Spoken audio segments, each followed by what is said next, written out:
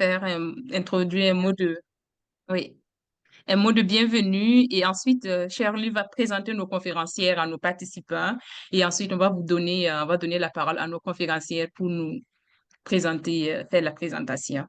Alors, tout d'abord, je voudrais dire merci beaucoup, professeur Salini, d'avoir accepté de présenter cet atelier pour nous sur la santé mentale.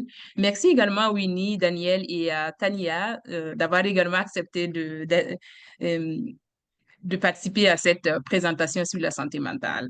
Donc, au nom du comité étudiant, j'aimerais vous souhaiter à toutes et à tous la bienvenue à cet atelier sur comment prendre soin de sa santé mentale en tant qu'étudiant au cycle supérieur. Cet atelier a été vraiment conçu pour vous offrir des outils pratiques, mais aussi un espace d'échange bienveillant. Et donc, nous espérons donc que vous en tirerez des stratégies utiles pour prendre soin de vous tout au long de votre parcours académique. Alors, je ne vais pas être trop long. Je vais donner la parole à Shirley pour présenter nos conférencières aux participants. Et bonjour à tous, merci d'être avec nous. Je vais présenter les conférencières en français et en anglais. Comme ça, s'il y a des personnes qui préfèrent une langue plus que l'autre, mais la présentation sera en français par contre. Donc, je vous remercie, professeur Lal, encore de nous donner votre temps. Donc, cet atelier sera animé par le professeur Shalini Lal, professeur agrégé à l'Université de Montréal et chercheur au Centre de recherche du Centre hospitalier de l'Université de Montréal, donc le CHUM. Professeur Lal possède une riche formation académique et une expérience variée en santé mentale. Diplômée d'un bac en sciences en ergothérapie de l'Université McGill en 1996, elle a ensuite travaillé comme ergothérapeute aux États-Unis, durant laquelle elle a exploré différentes facettes de sa profession, notamment en santé mentale auprès des enfants et des adolescents. Animée par un désir d'approfondir ses connaissances, elle est retournée aux études pour obtenir une maîtrise en sciences en psychiatrie à l'Université McGill encore en 2002 et un PhD en sciences de la réadaptation à l'Université de la Colombie-Britannique en 2012. Durant son doctorat, professeur Lal a découvert le potentiel des nouvelles technologies pour engager et soutenir les jeunes en santé mentale. Cette passion l'a amené à compléter un postdoctorat en santé mentale des jeunes et en informatique de la santé à l'Institut universitaire en santé mentale Douglas, qui est affilié à l'Université McGill, et ce en 2014. En tant que chercheur, professeur Lal a dirigé plusieurs projets innovants sur la santé mentale, tels que Horizons Canada, Prism Access, Esprit ouvert et Télépsy CHUM, mettant en lumière son engagement envers l'amélioration des services en santé mentale grâce à des approches novatrices. Sa vision et son expertise font d'elle une conférencière de choix. Aujourd'hui, pour aborder les défis uniques liés à la santé mentale des étudiants au cycle supérieur. Donc, professeur Lal, merci encore. Lors de cet atelier, elle sera accompagnée de Winnie Daniel et de Tania Sabatino. Winnie Daniel est ergothérapeute et professeur adjoint de clinique à l'Université de Montréal ainsi qu'à l'hôpital en santé mentale Albert Prévost. Ses champs d'intérêt portent sur la santé mentale, notamment les troubles de l'humeur, les troubles de la personnalité et le retour au travail. Tania Sabatino est agente de planification, de programmation et de recherche. Elle est diplômée des programmes de maîtrise en ergothérapie et en sciences de la réadaptation de l'Université de Montréal. Elle a également travaillé comme professionnelle de recherche sur plusieurs projets, notamment le PRISM que j'ai mentionné avec le professeur Lal et la boîte à outils d'examen de la portée. Elle participe également à des activités de coordination et s'intéresse à la santé mentale des jeunes et souhaite mieux comprendre l'influence de la technologie sur le développement des nouveaux services pour cette population. Elle aspire aussi à contribuer au développement d'interventions visant à améliorer la qualité de vie des étudiants. Donc, je vais maintenant représenter nos conférencières, mais en anglais. Donc, this workshop will be led by Professor Shalini Lal, who is an associate professor at the University of Montreal and a researcher at the Center for Research at the University of Montreal Hospital, the CRCHUM. She has an impressive academic background and diverse experience in mental health. She graduated with a BSc in Occupational Therapy from McGill University in 1996 and went on to work as an occupational therapist in the United States. During this time, she explored various aspects of her profession, particularly in the aspects in the area of mental health for children and adolescents. Driven by a desire to deepen her knowledge, she returned to academia to complete an MSc in psychiatry at McGill University in 2002 and a PhD in rehabilitation sciences at the University of British Columbia in 2012. During her doctoral studies, she discovered the potential of new technologies to engage and support youth in mental health care. This passion led her to pursue a postdoctoral fellowship in youth mental health and health informatics at the Douglas Mental Health University Institute, which is affiliated with McGill University, and that was in 2014. As a researcher, Dr. Lau has led several innovative mental health projects such as Horizons Canada, Prism Access, Open Minds, and Telepsychium, demonstrating her commitment to improving mental health services through innovative approaches. Her vision and expertise make her an ideal speaker today to address the unique challenges associated with graduate student mental health. In this workshop, she will be joined by Winnie Daniel and Tanya Sabatino. Winnie Daniel is an occupational therapist and clinical assistant professor at the University of Montreal, as well as the Albert Prévost Mental Health Hospital. Her areas of interest focus on mental health, including mood disorders and personality disorders, and also return to work strategies.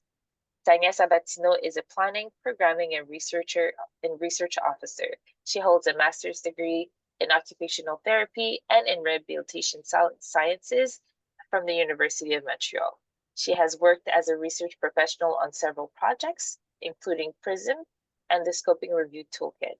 She also participates in coordination activities and is interested in youth mental health and seeks to better understand the influence of technology on the development of new services for this population.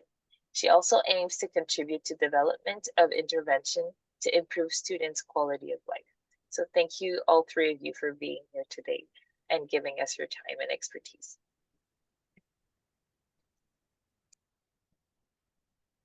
And Merci. Ouais. On peut commencer? Oui, vous avez la parole. Oui. Excellent. Merci beaucoup. Ben, wow, merci beaucoup pour ces introductions très chaleureuses.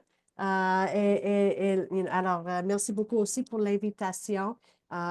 C'est un sujet très important et je suis très contente que vous avez pris le temps et décidé de prioriser ce sujet pour un de vos ateliers.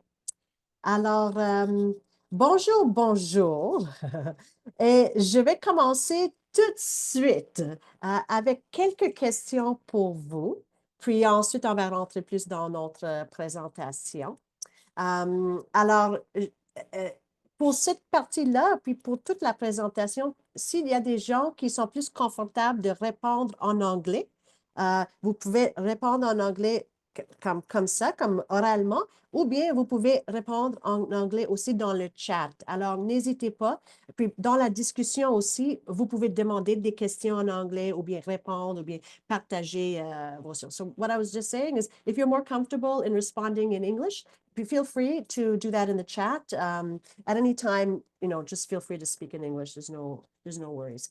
OK, alors, je commence avec une question. Qui parmi vous souhaite réussir dans vos études? Levez vos mains. Ouais. Ben, il y a des gens que je ne peux pas voir, mais j'assume que vous êtes... Ah oui, je vois. Oui. Excellent. OK, alors, je vois que la majorité de vous dit oui et je suis contente d'entendre ça. Maintenant, j'ai une deuxième question. C'est quoi la réussite pour vous? Qu'est-ce que la réussite signifie pour vous? Vous pouvez taper vos réponses dans le chat.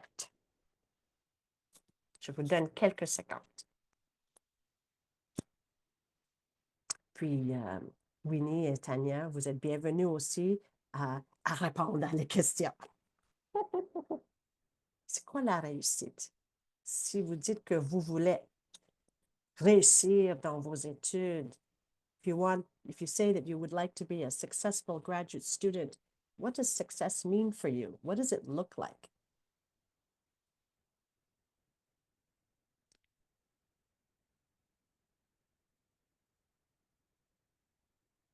OK, je commence à voir des choses. Atteindre mes objectifs. Satisfaction of what I'm doing, something that's fulfilling. Obtenir son diplôme. Réussir mon projet de doctorat, atteindre les objectifs, oui. To reach the objectives that I set for myself and getting there without struggling too much. Très bien. Je vais attendre juste quelques autres secondes pour voir s'il y a des autres réponses.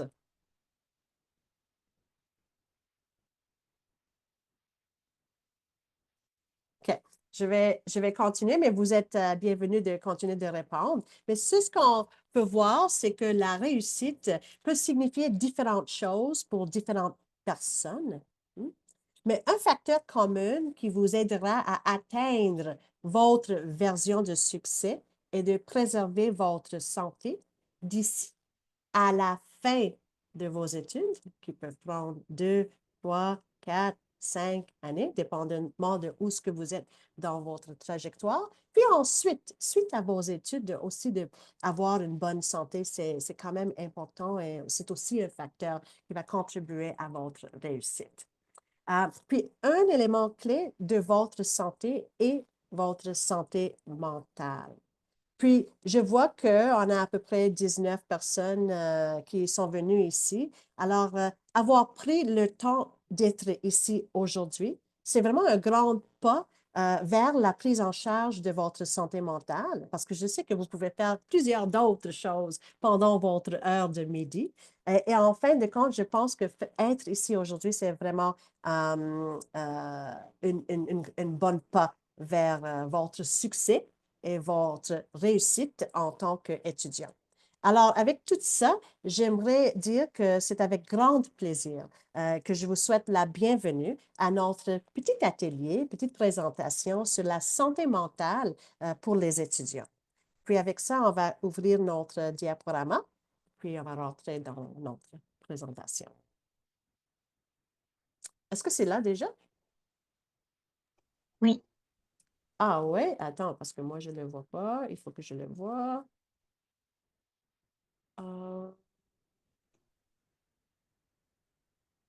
Pourquoi je ne le vois pas? Le reste de vous, vous voyez ça? Ouais? Attends. peut-être en haut à droite dans Afficher, les Ouais. options d'affichage pour voir les personnes avec le diaporama.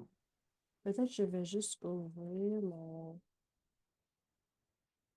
Je vois juste les speakers, comme les présenteurs. Vous voyez juste pour comme comprendre qu'est-ce que vous voyez de votre côté, c'est juste les images de tout le monde. Ouais. Normalement, c'est comme elle disait, Winnie, il faut aller en haut parce que probablement vous avez inversé le visionnement, puis la présentation devrait... Attends, ouais, j'ai beaucoup non. Ah oui, ben, en tout cas, je vois mon présent. J'ai comme, attends. Gallery, multi-speaker, speaker, gallery, non. Je change les choses, mais...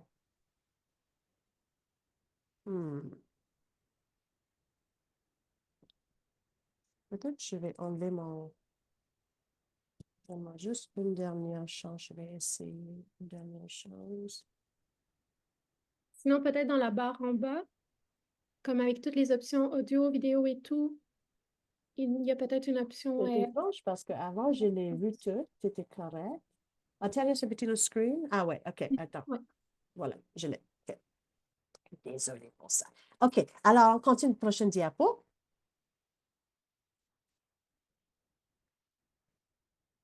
Ben, il y avait toute une grande présentation, introduction. Alors, je vais juste dire merci beaucoup encore pour l'invitation et pour Winnie et Tania de me joindre. Alors, continue. Alors, quels sont nos objectifs pour aujourd'hui? Alors, nos objectifs sont premièrement de définir la santé mentale étudiante et les facteurs d'influence, apprendre des stratégies pour préserver son bien-être aux études et connaître les services et outils accessibles pour obtenir du soutien. C'est vraiment une introduction. J'espère que vous allez être intéressés à la suite de notre présentation de continuer d'avoir votre échange sur ce sujet. Allez, alors, ensemble, notre but aussi, on va faire la prochaine diapo. C'est pas, pour aujourd'hui, notre but pour cet atelier, c'est de lancer une discussion de comment réussir et s'épanouir dans vos études plutôt que de simplement survivre. Parce qu'on ne veut pas vraiment que vous survivre vos études, mais vous, à la fin de tout ça, vous avez vraiment s'épanouir de votre processus. On continue. Alors, on commence avec notre premier objectif qui est de définir la santé mentale d'étudiants et aussi de parler pour quelques minutes sur les facteurs d'influence. Alors, je retourne une question pour vous. C'est quoi la santé mentale pour vous? Vous pouvez encore taper vos réponses dans le chat. Qu'est-ce qui vous vient à l'esprit lorsque vous entendez ce terme?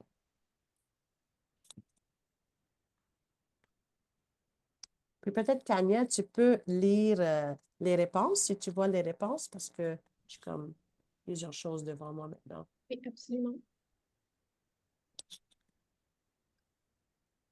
So what is mental health for you? What comes to mind when you hear the word mental health?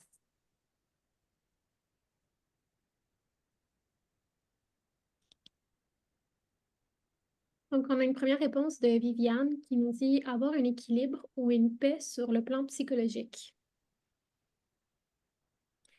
Très bien. Puis vous pouvez parler aussi si vous voulez, juste ouvrir vos micros et mentionner vos réponses. Timothy nous dit être bien dans son esprit. Mhm. Charlotte, le bien-être personnel. Safiata, état de bien-être émotionnel, psychologique et social. Très bien. Alors, on commence d'avoir une bonne conceptualisation de la santé mentale. Une source bon pour avoir une définition plus compréhensible, c'est le OMS. Alors, on va lire la définition de la santé mentale de OMS, l'Organisation mondiale de santé. Alors, la santé mentale correspond à un état de bien-être mental qui nous permet d'affronter les sources de stress de la vie, de réaliser notre potentiel, de bien apprendre et de bien travailler et de contribuer à la vie de la communauté. Puis, j'aimerais concentrer plus sur un concept clé ici qui est les sources de stress. Et j'aborderai un petit peu plus en détail sur ce sujet dans le prochain diapo.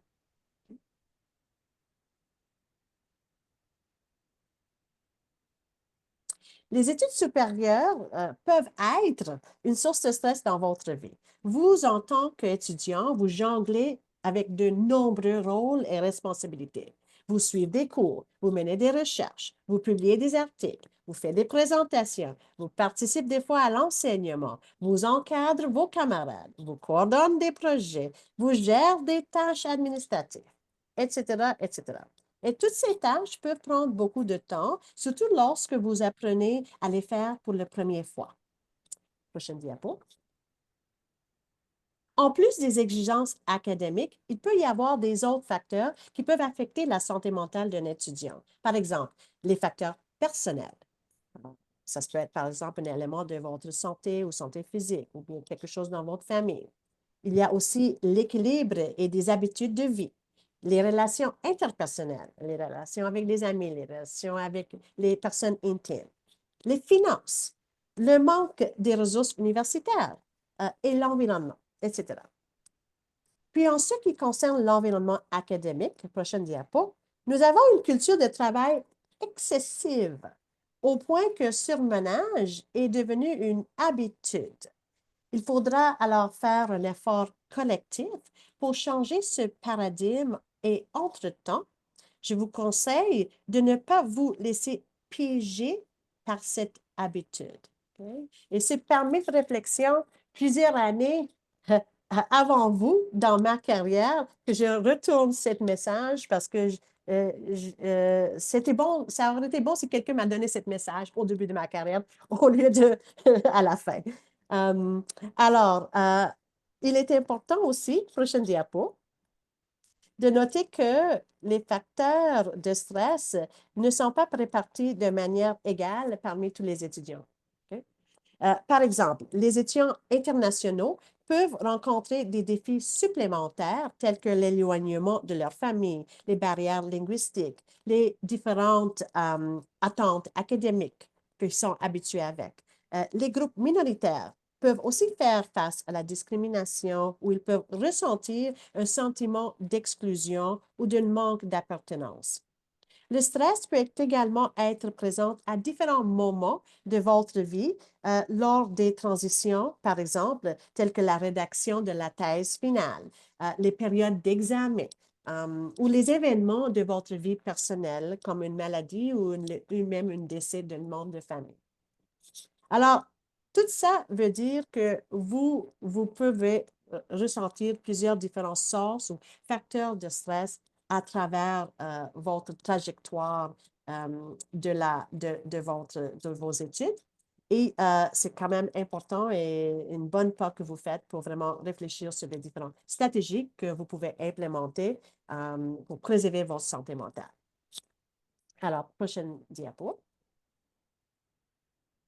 Maintenant que nous avons exploré le concept de santé mentale et les différents facteurs de stress, nous allons passer à notre deuxième objectif pour aujourd'hui, qui est de discuter des stratégies pour préserver votre santé mentale et votre bien-être. Et nous allons commencer par écouter la sagesse collective de la salle. Alors, je vais donc passer la parole à Tania pour animer la prochaine activité.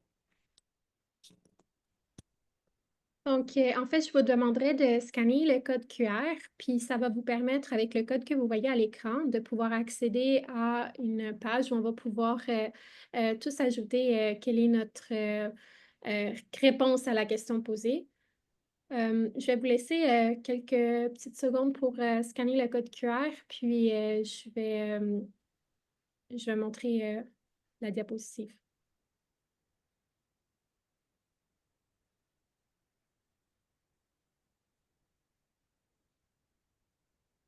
J'ai l'impression que pas mal de personnes l'ont fait. Sinon, il y a aussi le lien, c'est Menti. Donc là, je vais.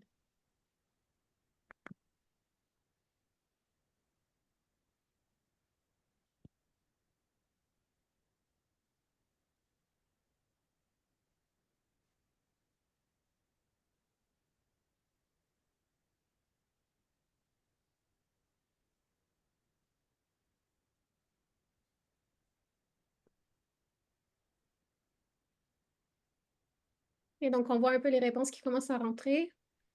Dormir, exercice, les siestes, going for a walk, time off screen. C'est toutes des belles stratégies, je pense. On va vous laisser encore quelques minutes. Puis, à la fin de la présentation, on peut vous envoyer également le produit final, en fait, de ce petit collage collectif de stratégies.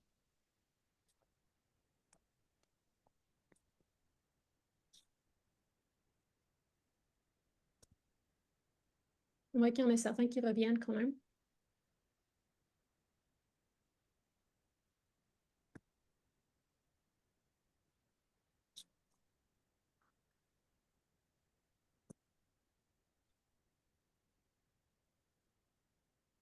OK, donc on voit je pense qu'on a un peu atteint un plateau, là. Je vois que ça bouge plus trop, là. Donc, on peut remarquer routine, pré-sommeil, sortir avec les amis, méditation, yoga, sport. Le sport, l'activité physique, ça revient quand même à quelques fois. Jouer de la musique, dormir,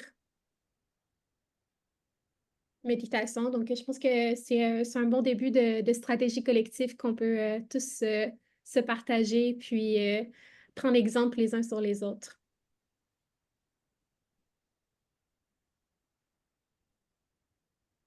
Donc, je pense qu'on peut passer à la prochaine diapositive. Shalini, si vous êtes d'accord. Oui, oui, merci. Et je vais partager le bon écran. Entre-temps, oui, je suis d'accord, ce sont des vraiment belles stratégies. Plusieurs, vous allez entendre de nous aussi. Aujourd'hui, on va mettre l'emphase sur plusieurs. Et puis, c'est aussi un moment où vous avez échangé entre vous ces stratégies comme ça. Aujourd'hui, on l'a fait petit peu formellement dans le contexte d'un atelier, mais vous pouvez toujours, comme c'est une bonne idée aussi d'échanger entre vous informellement les stratégies que vous utilisez pour gérer vos stress et pour rester en bon santé mentale. Alors, maintenant, ce qu'on va faire, c'est qu'on va continuer cette réflexion, cette discussion par rapport aux différentes stratégies que vous pouvez utiliser. Je vais commencer par parler de quelques stratégies plus générales, puis à la suite, Winnie va parler plus en détail sur quelques stratégies spécifiques, concrètes que vous pouvez implanter aujourd'hui, tout de suite. OK? Alors, la première stratégie que je veux aborder, Tania, je Désolée, ne... parce que oui, j'ai un petit souci avec l'Internet. OK. Ça sera pas long.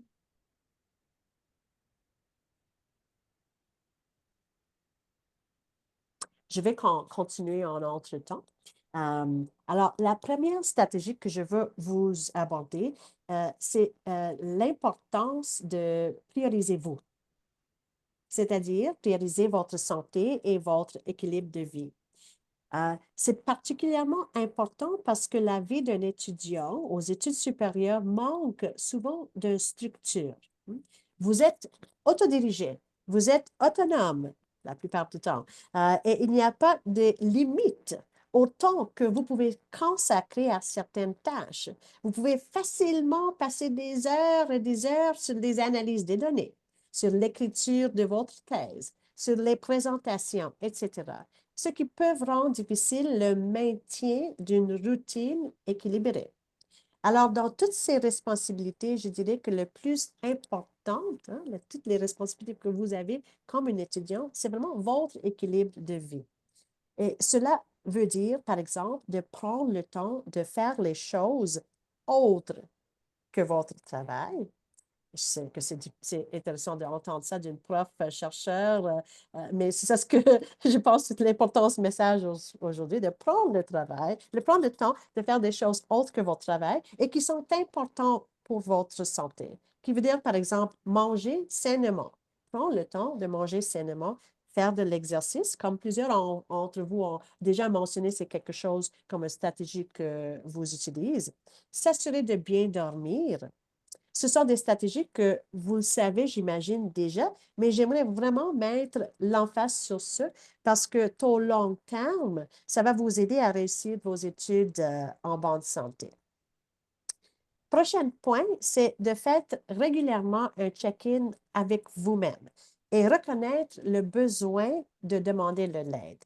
Par exemple, soyez attentif, parce que là, c'est un marathon, les études au supérieur, ce n'est pas un petit sprint.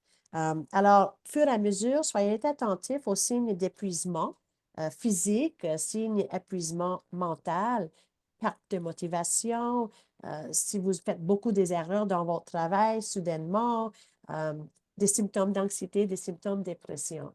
Reconnaître ces signes tôt peut vous aider à agir à une façon plus précoce. Ensuite, si vous avez des préoccupations concernant votre santé mentale, n'hésitez pas à chercher de l'aide lorsque c'est nécessaire. Cela peut commencer peut-être avec une aide informelle, comme parler à des amis, parler à vos pairs, parler à la famille, parler même avec vos directrices de recherche, ou ça peut être plus formel, par exemple, les réseaux universitaires. Souvent, les étudiants ne savent pas nécessairement quelles ressources existent pour eux et cela peut ressembler des fois à un labyrinthe pour trouver des bonnes ressources. Alors, plus tard dans la présentation, on va parler de quelques ressources qu'on pense sont importantes que vous sachiez qu'ils existent. Mais le point clé ici à retenir, c'est que de chercher de l'aide est un signe de force, pas de faiblesse. C'est une stratégie pour protéger votre santé mentale. Alors, si vous vraiment sentez que quelque chose ne va pas bien, n'hésitez pas de chercher de l'aide. Prochain point, se déconnecter. Prenez du temps pour vous éloigner du travail et aussi de la technologie. Beaucoup de votre temps au travail se fait sur les écrans, avec les ordinateurs, les téléphones mobiles. Il est important de se déconnecter de cette technologie de temps en temps. C'est important pour la santé de vos yeux, et pour votre cerveau en général. Pour mettre cela en œuvre, planifiez des pauses. Par exemple, nous, on a des cours de 3 heures à l'Université de Montréal, puis tout le monde le sait qu'après 50 minutes, il va généralement avoir une pause. Alors, ces pauses-là sont planifiées. Et les profs comprennent ça, les étudiants comprennent ça, tout le monde peut comme, avoir cette attente qu'il va avoir une pause après 50 minutes. C'est la même chose avec votre journée de travail. Planifiez des pauses. Si vous ne les planifiez pas, ça se peut que vous n'allez les prendre pas non plus. Alors, pendant la journée, vous pouvez planifier des petites pauses de 5 minutes après 20-30 minutes de travail. Mais c'est également important de prendre des pauses plus longues pendant les journées de travail, comme 30 à 60 minutes pour prendre le temps vraiment de faire vos repas, prendre vos repas et puis des autres activités. C'est également important de réfléchir à ce que vous faites pendant ces pauses.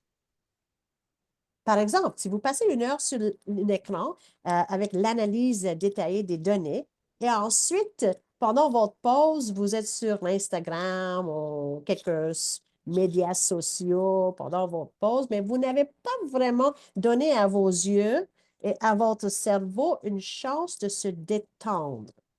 Alors, faites quelque chose qui constitue un véritable changement par rapport à votre environnement de travail et aux appareils et technologies que vous utilisez pour travailler. Marcher dans la nature, cuisiner un repas, jouer un instrument de musique, passer du temps en personne avec des personnes, n'importe quoi, mais quelque chose qui est différent de votre jour à jour travail. Aussi, planifiez à l'heure à laquelle vous allez déconnecter du travail pendant la journée. Et idéalement, ne travaillez pas les soirées et les week-ends. Je comprends, parce que je le connais, il peut y avoir des exceptions. Comme moi, pour la préparation de cette présentation, j'ai dû faire des exceptions parce que ce n'est pas ma normale. J'ai des autres tâches à faire avec mon autre enseignement et les recherches et tout ça. J'ai dû faire une exception. J'ai fait exception parce que j'ai pensé que c'est quelque chose de très important à participer avec. Mais si je fais ça la semaine prochaine, si je fais ça, oh, excuse-moi. Oh mon Dieu, quelque chose. J'ai poussé un bouton par erreur, je pense. OK. Alors, si je continue à faire ça la semaine prochaine, je pense que je vais rentrer dans une habitude et va avoir un problème. Vous êtes encore là? Oui. Oui, OK, parfait. OK. Puis, où est-ce que je suis? Oui, finalement. Non, pas finalement. Important de déconnecter la technologie au moins 1 heure avant de vous coucher et après votre réveil. Je connais beaucoup de personnes, même moi aussi, des fois, il faut que je vraiment me rappelle. Les gens, la première chose qu'ils vont faire, presque la première chose qu'ils vont faire quand ils réveillent le matin, c'est de prendre le téléphone et ouvrir des choses, regarder les courriels, regarder les notifications, les messages, quelque chose comme ça. Bien, ça, généralement, ce n'est pas conseillé comme une des premières choses que vous faites le matin. Vraiment, essayez de passer 1 heure pour vous, individuel, personnel, sans technologie, sans rentrer les pensées de travail, les pensées des autres personnes, tout ça. Vraiment faire ça personnel pour vous. Alors, essayez de déconnecter au moins 1 heure avant de vous coucher. Alors, pas d'amener le téléphone le lit non plus et essayez de déconnecter au début de votre journée. Finalement, au sujet de déconnexion, prendre des vacances. Vous êtes autorisé. J'avais un moment dans ma vie, ma carrière, où un étudiant m'a demandé, est-ce que j'ai la permission? Ben oui, vous avez la permission. Puis, il n'était pas sûr combien de temps est-ce que je suis éligible de prendre. Mais si vous n'êtes pas sûr, avoir cette discussion avec vos directeurs. Mais en général, c'est permis de prendre des vacances pendant les fêtes, pendant l'été. C'est permis et je vous encourage de le prendre. Mais à la même temps, c'est vous qui êtes le gestionnaire de vous-même. Il faut comme prendre cette responsabilité que, OK, je vais prendre cette vacance, discuter ça avec votre équipe, vos directeurs. Mais en général, vous encourage de prendre ces vacances, sont très importantes. Il y a aussi les jours fériés à considérer. Des fois, quand on est des étudiants autonomes, on oublie, que ben, c'est Action de grâce, Thanksgiving, ou bien c'est une journée de l'université, c'est la semaine de relâche d'une université, quelque chose comme ça. Alors, être au courant de ces journées-là, et ça peut vous aider aussi de déconnecter du travail. Puis finalement, réaliser des ressources, activités qui sont ressourçantes. Réfléchissez sur ce qui est important pour vous comme des activités importantes dans vos vies et priorisez le temps de faire ça. On continue. La prochaine diapo, c'est fixer les limites. Alors, cela inclut d'apprendre à dire non à la culture de surmenage et de dire non des fois à des opportunités qui sont présentées à vous, mais vous avez déjà accepté ou être engagé avec plusieurs choses et accepter une autre va vraiment comme commencer à affecter votre équilibre de vie. Alors, vraiment d'apprendre et commencer de dire ça, je vous encourage d'apprendre ça plus tôt que plus tard parce que plus en plus que vous avancez dans votre carrière, il va y avoir plus en plus des opportunités et des invitations à des projets, à des présentations, à des... Alors, il faut à un moment ou l'autre apprendre c'est quoi les limites, de vos limites et prioriser de dire non. Vous dites que les opportunités vont toujours être là en général et il y a toujours des opportunités d'être engagé dans le monde de la recherche. Puis, gestion de temps, je pense qu'on va parler un petit peu plus de ça plus tard, mais en général, l'idée, c'est de prioriser votre temps et les activités dans votre temps. Puis, éliminer les distractions. Ça, c'est encore une autre importante chose à considérer. Comme par exemple, quand vous êtes en train de travailler sur quelque chose, bien, éliminer les ting, ting, ting, les notifications, éliminer, créer un environnement dans votre ordinateur aussi que vous n'avez pas beaucoup des écrans ouverts. Créer un environnement dans votre espace physique aussi où vous n'avez pas beaucoup de distractions. Alors, vraiment penser à éliminer les distractions parce que toutes ces distractions-là, ça ajoute un autre élément sur votre cerveau qui peuvent affecter votre productivité et n'est pas nécessairement bon pour votre santé mentale non plus. OK. Prochaine étape, c'est d'engagez-vous avec votre réseau de soutien. Cet élément est encore important aussi, car les études supérieures peuvent sembler des fois isolantes. Hein? On fait beaucoup de travail autonome devant notre ordinateur. Alors, ça se peut être une type de travail assez isolante. Alors, c'est important de développer et s'engager avec un réseau de soutien, comme vous faites aujourd'hui. Trouver des personnes aussi qui comprennent votre situation. Ça se peut être comme si vous êtes un étudiant international, d'avoir un réseautage avec quelques autres étudiants internationaux qui ont vécu la même type d'expériences comme vous. Alors, de trouver des personnes dans votre réseau qui comprennent bien votre expérience, c'est aussi important. Ça se peut être des amis, ça se peut être des pairs, ça se peut être des mentors. Et puis, l'autre chose, c'est une fois que vous avez trouvé ces personnes-là, bien, restez en contact régulièrement à travers vos études. Ce n'est pas 1-2 années sans les rencontrer et puis là, essayez de comme, avoir une régularité avec ces contacts-là. Puis, de participer dans des groupes d'activités comme aujourd'hui, je pense que les groupes d'étudiants vont souvent avoir aussi des activités organisées, des activités sociales. Participer à ces activités-là, c'est une autre façon de développer votre réseau social aussi. Puis finalement, être bienveillant envers vous. Il est courant de ressentir des fois le syndrome de l'imposteur quand on est des étudiants. Et cet aspect-là de imposteur, ça arrive aussi quand on commence à comparer nous avec les autres. Alors, je dirais, essayez de vous concentrer sur vous-même, votre progrès au fil du temps et passez moins de temps à vous comparer aux autres et plus de temps à célébrer vos réalisations au fil du temps. Ouais. Maintenant, ce n'est pas toujours évident d'implanter toutes ces différentes stratégies générales. Alors, je vais passer la parole à Winnie, qui va parler plus sur des stratégies spécifiques, actions plus concrètes que vous pouvez prendre. Effectivement. Donc, l'idée, c'est d'avoir des actions qu'on peut faire dans le ici, maintenant, qui, une fois qu'elles sont accumulées, nous permettent de mettre en place les stratégies plus générales.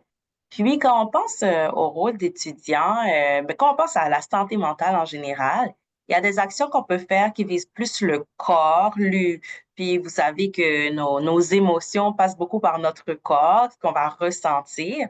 Donc, on veut agir sur le corps pour calmer certaines émotions comme le stress dans des périodes piques où il y a une remise à faire, il y a une demande de subvention à déposer, il y a une présentation à faire. Donc, dans ces périodes-là, on veut réguler les émotions, puis on va passer par le corps. Puis après, je vous parlerai de ce qu'on peut faire aussi avec l'esprit comme stratégie, puis d'autres stratégies de planification. Mais quand on veut commencer par, mettons que j'ai besoin de calmer du stress dans mon corps, l'un des exercices les plus accessibles, c'est des exercices de respiration. Ça a l'air assez simple, on en entend beaucoup parler, mais c'est toute l'idée de aller calmer le corps pour que le corps calme l'esprit et les émotions.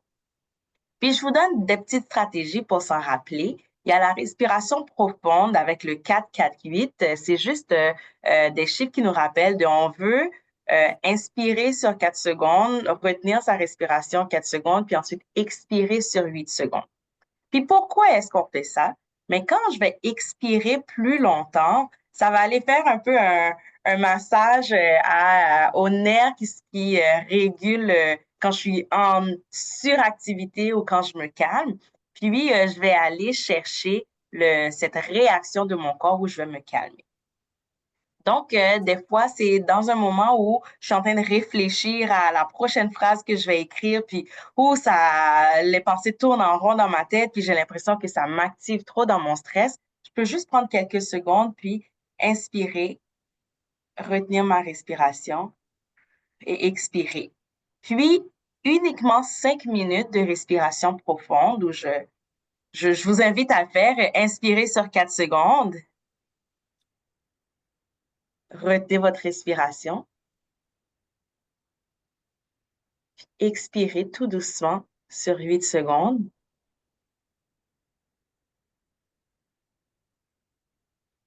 Uniquement 5 minutes à faire cet exercice-là va nous mettre dans un autre état d'esprit, va aller chercher un sentiment de calme dans le corps qui va aider à apaiser l'esprit. On peut avoir d'autres stratégies aussi. On peut activer ses sens.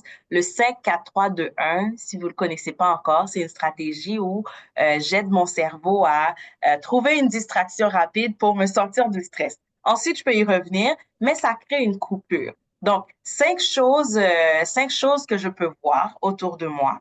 Donc, c'est mes 5 sens, mais c'est 5 choses que je peux voir.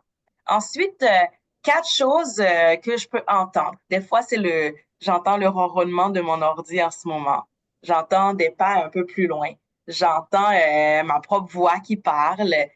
J'entends un peu d'écho. Donc, 5 choses que je peux voir, 4 choses que je peux entendre, 3 choses que je peux sentir. Des fois, c'est sentir à quel point mon linge il sent bon, sentir le parfum que je porte sur moi, l'odeur de ma peau, voir est-ce que mon livre à côté, il a une odeur particulière. Donc, je trouve 3 choses que je peux sentir.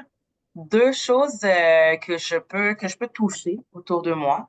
2 choses, je peux sentir mes vêtements sur moi, je les touche, une surface. Des fois, on a des petits objets qui nous aident à faire du fidgeting. Moi, je suis souvent en train de jouer avec mes bagues, donc des textures. Et une chose que je peux goûter, juste en ce moment, est-ce que je peux me mettre un bonbon, un petit tac, ou prendre une gorgée d'eau, mais j'active mes sens pendant un moment pour créer un peu une cassure de mes pensées qui s'en vont partout, pour me ramener dans le ici maintenant, mais avec une approche plus calme. Tout à l'heure, on a parlé de prendre des pauses. Shalini nous a parlé de toute l'idée de faire de l'exercice. Des fois, on n'a pas le temps de planifier, d'aller au gym pendant nos 3 heures, mais je sais qu'il faut prendre une pause. Puis, si vous pensez à quelqu'un qui fait beaucoup d'activités physiques, mettons quelqu'un qui scie des arbres dans la forêt, quand il va vouloir prendre des pauses parce qu'il active beaucoup ses muscles, il va vouloir s'asseoir, puis ou s'allonger. Mais nous, quand on est dans une posture d'étudiant, on est souvent ici, devant l'ordi en train de taper ou la tête dans le livre, la tête dans l'article en train de lire. Notre pause, c'est pas nécessairement d'encore remettre le corps en position statique. Des fois, on a besoin de pauses actives. Donc, de sortir, d'aller marcher, de monter les escaliers, de redescendre. Des fois même, si j'ai un tapis, de courir, ne serait-ce que 5 minutes. C'est une pause qui va activer ma circulation et me sortir de l'état statique duquel j'étais. Donc, quand je pense à prendre une pause, je peux penser à oui, m'asseoir puis prendre mon téléphone ou scroller ou juste me fermer les yeux quelques instants si j'ai besoin de relaxer davantage mon corps. Mais quand j'ai longtemps été statique, j'ai peut-être besoin d'une pause active. Puis une dernière manière d'activer le corps pour aller toucher à l'humeur ou toucher à la sensation de stress, c'est ce que j'aime appeler le Pikachu. Ça nous vient des principes de relaxation progressive de Jacobson. Pour ceux qui prennent des notes, vous pourrez toujours aller sur YouTube, rechercher relaxation de Jacobson, où on va contracter des muscles, puis les relâcher. Puis le faire à quelques reprises, peut-être 5 à 10 fois. Puis le Pikachu, c'est le principe de je contracte tout en même temps, même mon visage, puis je me relâche. Puis je le fais quelques fois, puis je vais déjà sentir un peu plus de dégagement au niveau de ma poitrine. Je vais voir où est-ce qu'il y a des tensions. Je vais étirer un peu mon corps en contractant puis relâchant pour venir rechercher une sensation de mieux m'ajuster dans mon corps. Donc ça, c'est un peu comment on peut toucher aux humeurs en passant par le corps. On peut avoir une autre catégorie de stratégies qui touche à nos pensées. Puis pourquoi on aborde les pensées? Je sais pas pour vous, moi, quand je suis vraiment, vraiment concentrée, je deviens très, très critique de moi-même. Oh, j'aurais pas dû dire ça. Oh, oui, t'aurais pas dû écrire ça. Mais ça nous prédispose à nous épuiser davantage. C'est comme si je mets de l'énergie sur la tâche, mais je mets aussi de l'énergie à me critiquer sur comment je fais la tâche alors que la tâche n'est pas finie. Donc, d'avoir conscience de mon autodialogue, puis d'adopter un autodialogue un peu plus encourageant, peut venir m'aider à mieux prendre soin de ma santé mentale. Puis, de quelle forme ça peut prendre? Tu sais, là, je me dis, tu sais, j'ai encore fait une bêtise. Mais quand je le remarque dans ma tête, je peux me dire, OK, Winnie, calme-toi. On est dans le processus. Donne-toi le temps. Tout ce qu'il faut, c'est que tu reformules cette phrase-là. Donc, c'est de voir si j'avais mon ami à côté qui se critiquait vraiment, qu'est-ce que je lui dirais pour la calmer un peu? De faire un, OK, non, j'arrête d'être trop critique. Qu'est-ce que je peux avoir comme solution? Qu'est-ce que je peux me dire pour m'encourager au lieu de me taper un peu sur la tête? Je ne sais pas si beaucoup d'entre vous connaissez le principe de la sérénité, la prière de la sérénité de Saint François qui demande au bon Dieu de lui donner la force de changer les choses qu'il peut, puis le courage d'accepter les choses qu'on peut pas. Ben, le principe d'acceptation radicale nous ramène à cette idée-là. Quand je suis dans une impasse puis que ça me cause beaucoup de stress, c'est de me dire qu'est-ce que je peux changer?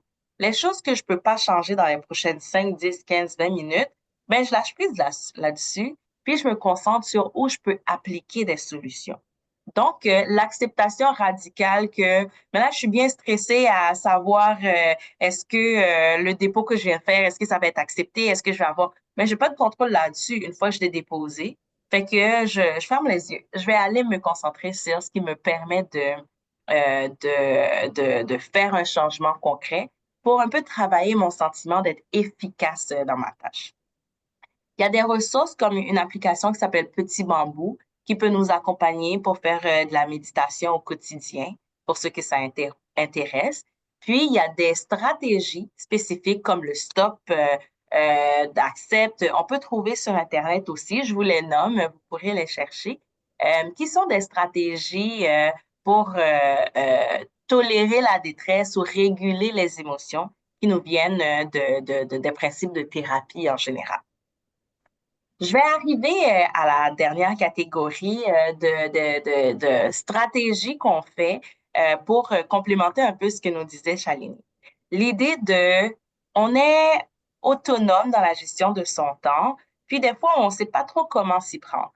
L'idée, c'est de planifier d'avance. Tu sais, je sais que dans 2 semaines, j'ai ça, dans 3 semaines, dans 1 mois, j'ai ces remises-là, et de planifier au quotidien. Pas l'un ne va pas sans l'autre.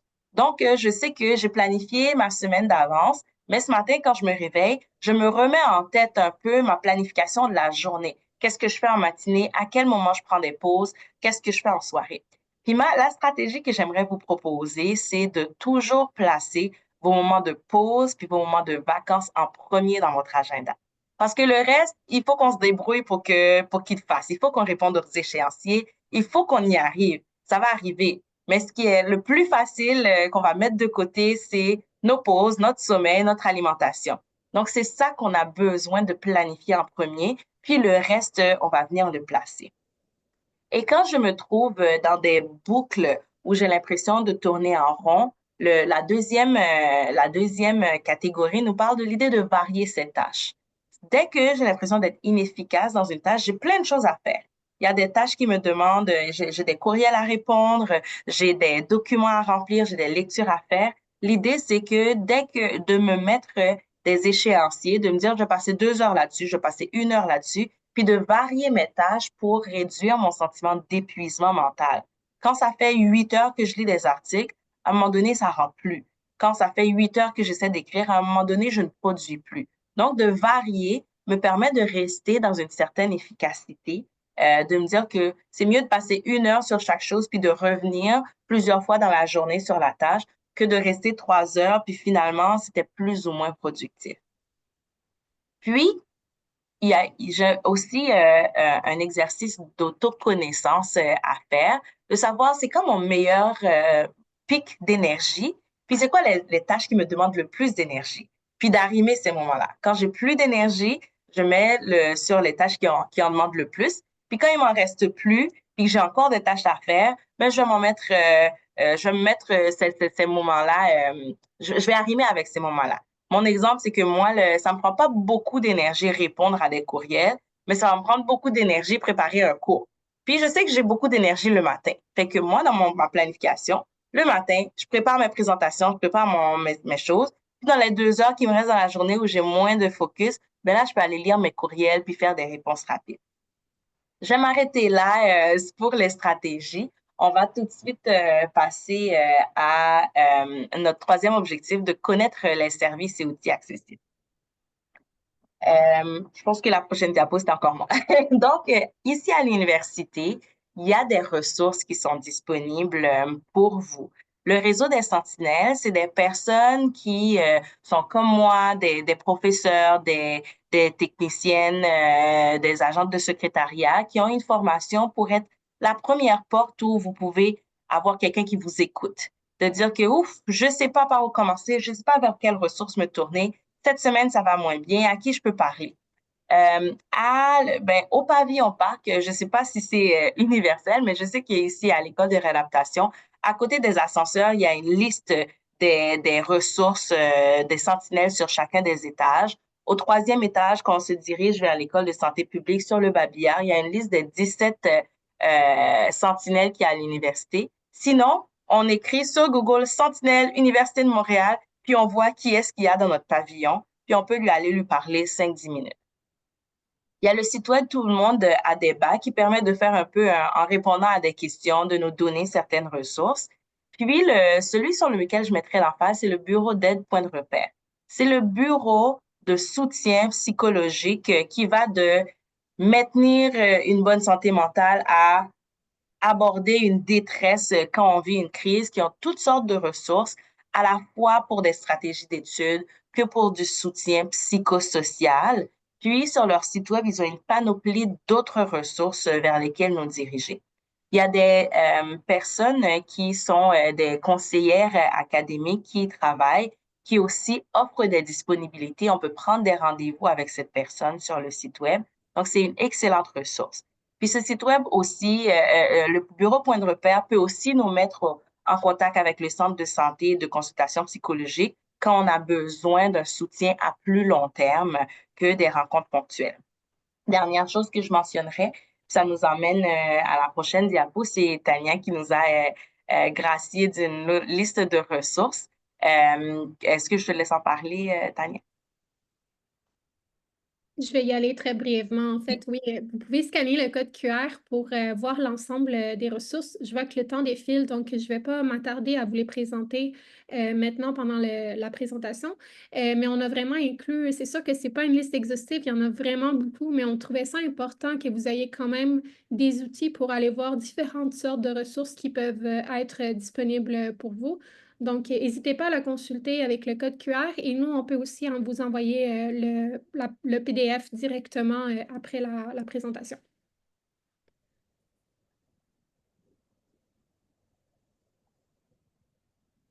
Merci. Merci. Puis la prochaine diapo, je pense qu'on est arrivé à la finale diapo. OK, oui, ben, peut-être juste quelques mots de conclusion alors. Euh, ben, premièrement, priorisez votre santé mentale. J'espère que vous avez appris ça. C'était très essentiel pour votre réussite dans vos études supérieures et en mettant à œuvre ces stratégies qu'on a discutées aujourd'hui, on espère que ça va vous aider à créer un environnement qui favorise votre bien-être et votre réussite en tant qu'étudiant. Puis finalement, je tiens également à souligner que même si aujourd'hui on a focalisé beaucoup sur vous et sur ce que vous pouvez faire pour promouvoir votre santé mentale, je dirais que votre santé mentale n'est pas seulement votre responsabilité.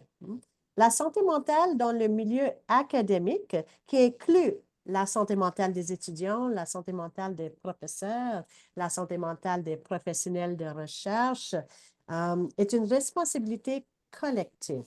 Alors, il est crucial d'aborder non seulement les stratégies d'individuelles que nous avons discutées aujourd'hui, mais aussi de reconnaître que les stratégies pour traiter les facteurs institutionnels et systémiques dans le milieu académique et qui inclut la culture de surmenage. Alors, je voudrais comme pas vous laisser juste comme c'est tout sur vous, de vraiment reconnaître qu'il y a une contexte environnemental que vous travaillez là-dedans et que collectivement, on a besoin de toujours continuer de travailler sur ça pour changer quelques paradigmes pour aussi vous aider dans votre santé mentale et vos futurs. Alors, avec cela, je vous remercie chaleureusement pour l'invitation encore une fois et l'opportunité d'échanger avec vous. Et je remercie aussi Tania et Winnie qui a accepté un petit peu à la dernière minute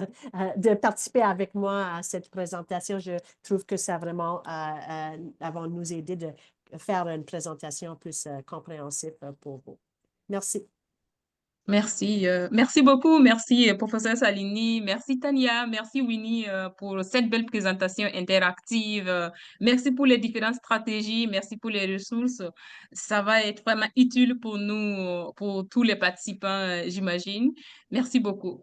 Alors, je sais qu'il est l'heure. Je vais donner quand même la parole à Anne-Charlotte pour partager le lien pour le sondage de satisfaction. Ouais.